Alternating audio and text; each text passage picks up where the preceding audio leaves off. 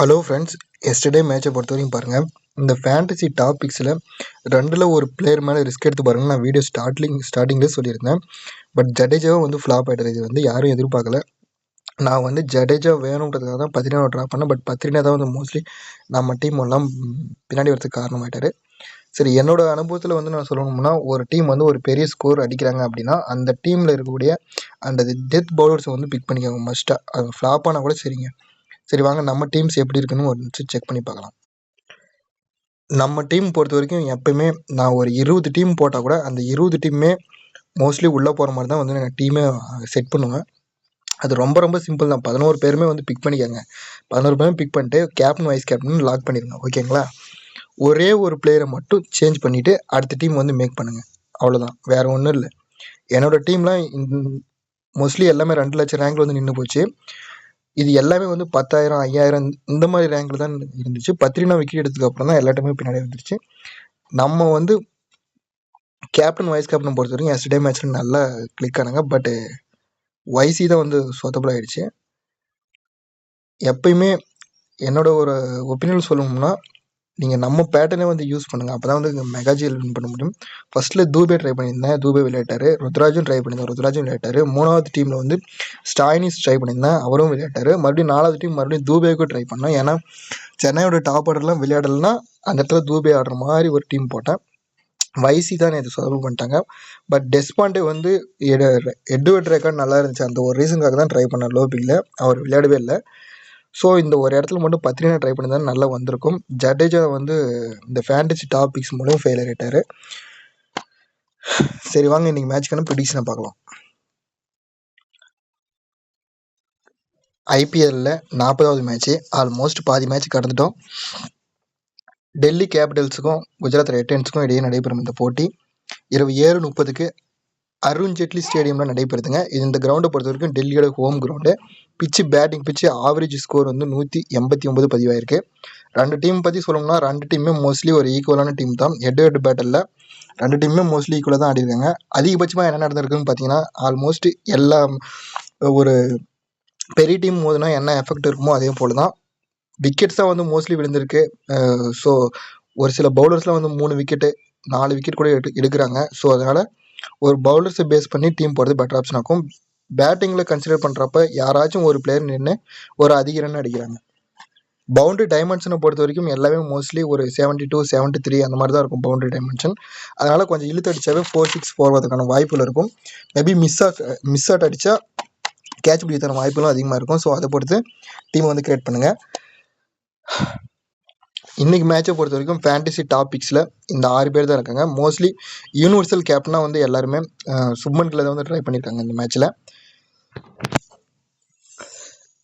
சுப்மன் கில்லை வந்து யூனிவர்சல் கேப்டனாக ட்ரை பண்ணியிருக்காங்க. ஏன் அப்படின்னா, கில்லோட 100வது மேட்ச் இன்றைக்கி. சுப்மன் கில் வந்து 100வது ஐபிஎல் மேட்ச் விளையாடுறாரு. ஸோ சுப்மன் கில் வந்து இந்த மேட்ச்சுக்கு ரொம்ப ரொம்ப இம்பார்ட்டண்ட்டாக இருப்பார். என்னோட எல்லா டீம்லையுமே வந்து கில்லுக்கு தான் கேப்டன் ட்ரை பண்ண போகிறேன். ஏன்னா ஆப்போசிட்டில் எந்த பிளேயர்ஸ் விளையாடுவாங்கன்னே தெரியல. டெல்லி பக்கம் திடீர்னு விளையாடுறாங்க, திடீர்னு அவுட் ஆகிட்டு போயிடுறாங்க. ஸோ இந்த மேட்ச்சில் நான் 4 டீம் போடுறேன்னா 4 டீம்லையுமே கில்லு தான் கேப்டனை லாக் பண்ண போகிறேன். வைசியை பொறுத்த வரைக்கும் இந்த மேட்ச்சுக்கு ரஷீத் கானை ட்ரை பண்ண போகிறேன். ஒரு 2 டீமில் மொத்தம் மாற்றி வைஸ் கேப்டன் வந்து ட்ரை பண்ண போகிறேன். இந்த மேட்ச்சுக்கு என்னோடய டீமில் எல்லா டீம்லேயுமே வந்து கில்லு தான் கேப்டன். என்ன ரீசன்னா 100வது ஐபிஎல். ஓகேங்களா?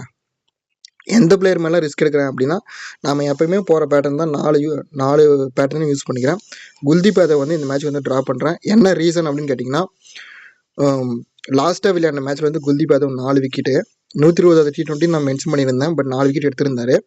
அதே போல் குஜராத் பக்கம் பார்த்தீங்கன்னா சாய் கிஷோர்னு சொல்லிட்டு ஒரு பவுலர், இவரும் 4 விக்கெட் எடுத்திருக்காரு. மேபி இந்த மாதிரி 4 விக்கெட் 3 விக்கெட் எடுக்கக்கூடிய பவுலர்ஸில் வந்து மோஸ்ட்லி ஃப்ளாப் ஆயிடுறாங்க. 2 பேருமே ஃப்ளாப் ஆயிடுறாங்க. இல்லை 2ல் ஒரு பிளேயர் ஃப்ளாப் ஆயிடுறாங்க. ஸோ அந்த ரீசனுக்கோசரம் நான் குல்தீப் யாதவ் கட் பண்ணிக்கிறேன். அடுத்து வந்து நான் ஒரு பிளேயர் மேலே ரிஸ்க் எடுக்கிறேன்னா சாய் சுதர்சன் மேலே ரிஸ்க் எடுத்து பார்ப்பேன். மேபி குஜராத் வந்து சேசிங் போகிறாங்க அப்படின்னா இந்த இடத்துல சாய் சுதர்சன் பதிலாக ஐபிக்கில் வந்து மோஹித் சர்மா வருவார். ஸோ அதை பொறுத்து நீங்கள் பிளேயர்ஸ் வந்து ரிமூவ் பண்ணி பார்த்துக்கோங்க. அக்ஷர் பட்டேல் வந்து வேண்டாம் 4 ஓவரும் போடுறாரு. ஸோ சேஃபாகவே இருக்கட்டும். ரிஷப் பண்டோட ஒரே ஒரு வீக்னஸ் என்னென்னா லெக் ஸ்பின்னர்ஸில் வந்து அவுட் ஆகிருக்காரு. ஸோ அதனால் ரிஸ்க் எடுக்கணும்னா மோஸ்ட்லி என்னோட டீமில் நான் குல்தீப் யாதவும் சாய் சுதர்சனும் கட் பண்ணி பார்க்குறேன். இல்லை சாய் சுதர்சன் வந்து உங்களுக்கு வேணும் அப்படின்னா ரிஷப் பண்ட் மேலே ரிஸ்க் எடுத்து பாருங்கள். அடுத்து லோ பிக்ஸ் யாருன்னு செக் பண்ணிக்கலாம். பர்சன்டேஜ் வைஸாக லோவாக இருக்காங்க. மோஸ்ட்லி ஒரு 2 இல்லைனா 3 பேர் ட்ரை பண்ணி பாருங்கள். 2ன்றது சேஃபு, 3 பிளேயர்னால் கொஞ்சம் ரிஸ்க்காக இருக்கும். ஸோ இந்த 6 பிளேயரில் அபிஷேக் பொருளை பற்றி சொல்லணும்னா டெல்லி பக்கம் 1-1 இறக்கி விட்றாங்க. மோஸ்ட்லி இவர் ஓவரால் T20ஸில் பார்த்தீங்கன்னா 442 ரன் அடிச்சிருக்காரு. ஜஸ்ட் ஒரு 58 ரன் அடித்தா போதும் 500 ரன் ரீச் பண்ணுவார். 50 ரன் அடிக்கலாம் கூட ஒரு 20 ரன் அடிச்சாங்கன்னா ட்ரீம் டீம் வரதுக்கான வாய்ப்புகள் இருக்குது. அப்படின்னா வேணால் ட்ரை பண்ணி பாருங்கள். அடுத்த பிளேயர்னு பார்த்தீங்கன்னா ஷாருக் கான். லாஸ்ட் மேட்ச்சில் ஒரு ஓவர் கூட பவுல் பண்ணி 7 ரன் கொடுத்துருந்தாரு. ஷாருக் கானை பற்றி சிம்பிளாக சொல்லணும்னா இவரும் அவருடைய ஓவரால் T20ஸில் 448 ரன் அடிச்சிருக்காரு. ஜஸ்ட் 52 ரன் அடிச்சா 500 ரன் ரீச் பண்ணுவார். 50 ரன் அடிக்க முடியல அப்படின்னா கூட ஒரு 20 ரன் அடிச்சா ட்ரீம் டீம் வரலாம். மேபி இந்த பிளேயரை ட்ரை பண்ணி பாருங்கள்.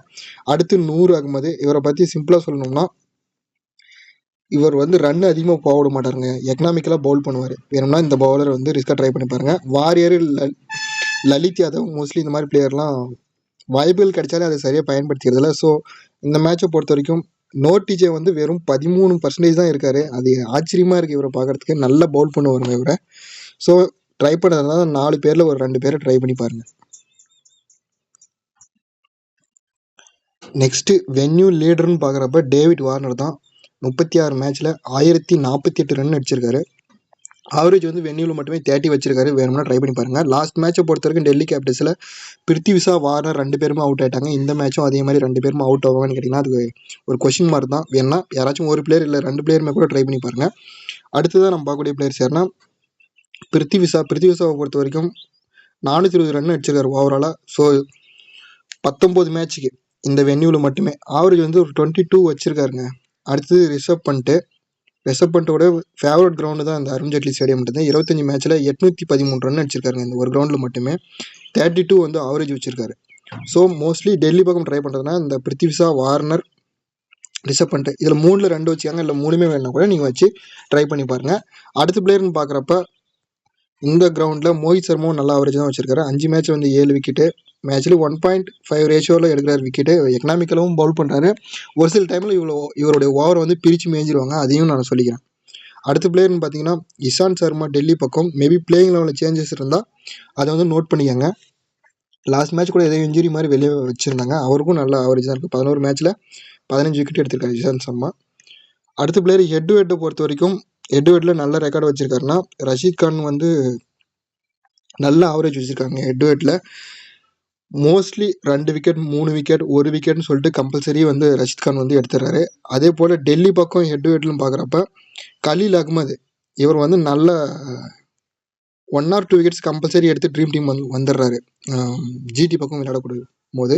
ஸோ 2 டீம்லேயும் சேஃபாக ஒரு பவுலர்ஸ் வேணும்னா கலீல் அகமதும் ரஷீத் கானும் வந்து வச்சுக்கோங்க. நான் ஆல்ரெடி சொல்லியிருக்கேன். லாஸ்ட் மேட்சை பொறுத்த வரைக்கும் குல்தீப் யாதவும், சாய் கிஷோரும் 4 விக்கெட் எடுத்திருக்காங்க. இந்த 2 பிளேயரில் யாராச்சும் ஒரு பிளேயர் கொண்டு போங்க. இல்லைனா 2மே கூட ட்ராப் பண்ணி பாருங்கள். பார்க்க வந்து ரிஸ்க் மாதிரி தான் தெரியும். ஏன்னா நம்ம இந்த மாதிரி 4 விக்கெட் 3 விக்கெட் எடுக்கக்கூடிய பிளேயர்ஸ்லாம் வந்து மோஸ்ட்லி ஃப்ளாப் ஆயிடுறாங்க. அதுக்கோசரம் நான் மென்ஷன் பண்ணிக்கிறேன். நெக்ஸ்ட்டு சுப்மன் கில்லை பொறுத்த வரைக்கும் 13 மேட்ச்சில் 380 ரன்னு, 30 ஆவரேஜ் வச்சிருக்காரு. கில்லு வந்து இந்த மேட்ச் 100வது மேட்ச் நான் சொல்லிட்டேன். ஃபஸ்ட்டு வீடியோ ஸ்டார்டிங்கில் சொல்லிட்டேன். என்னோட டீமில் வந்து இன்றைக்கி இவரை தான் கேப்டன் கொடுக்க போகிறேன். அது ஃப்ளாப் ஆனால் கூட சரி, இல்லை ஹிட் ஆனாலும் சரி.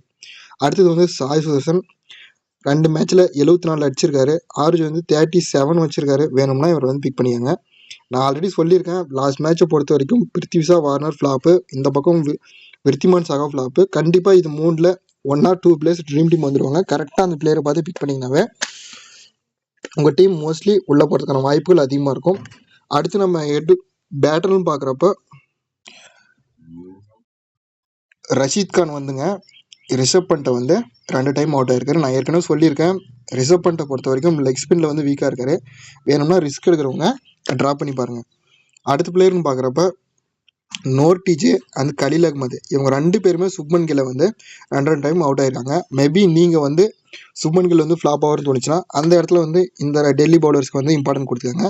இல்லை கில்லு நின்று விளையாடுவார் அப்படின்னு சொல்லி உங்களுக்கு தோணுச்சுன்னா கில்லை வந்து பிக் பண்ணிக்கோங்க. நான் வந்து கம்பல்சரி கேப்டனாக தான் ட்ரை பண்ண போகிறேன் இந்த மேட்ச்சுக்கு. அது என்னாலும் சரி. அப்புறம் என்னோட டீமில் வந்து இன்னைக்கு மேட்ச்சில் ரஷீத் கான் தான் ஐசியாக ட்ரை பண்ணியிருக்கேன். ஏன்னா 147 விக்கெட் எடுத்திருக்காரு. அதே போல் டெல்லிக்கு எதிராகவும் நல்ல விக்கெட் எடுக்கக்கூடிய எபிலிட்டி இருக்குது. அதே போல் இன்னொரு ப்ளஸ் என்னன்னா எக்கனாமிக்லாம் பவுல் பண்ணுவார். ஸோ அதனால தான் வந்து வைஸியாக ட்ரை பண்ணி பார்க்குறேன். நீங்கள் யாரை கேப்டன் வைஸ் கேப்டனாக ட்ரை பண்ணுவேன்னு சொல்லிட்டு கமெண்டில் சொல்லிட்டு போங்க. அதே போல் மோஸ்ட்லி இந்த 2 டீமும் மோதுறப்போ நான் சொல்லியிருக்கேன், விக்கெட்ஸ் வந்து நிறையா விழுந்திருக்கு. யாரோ ஒரு சில பேட்டர்ஸ் மட்டும் நின்று அதிகமாக ஸ்கோர் பண்ணுறாங்க. ஸோ வீடியோ பற்றி கருத்துக்களை வந்து கமெண்ட்டில் சொல்லிட்டு போங்க. தேங்க்ஸ் ஃபார் வாட்சிங்.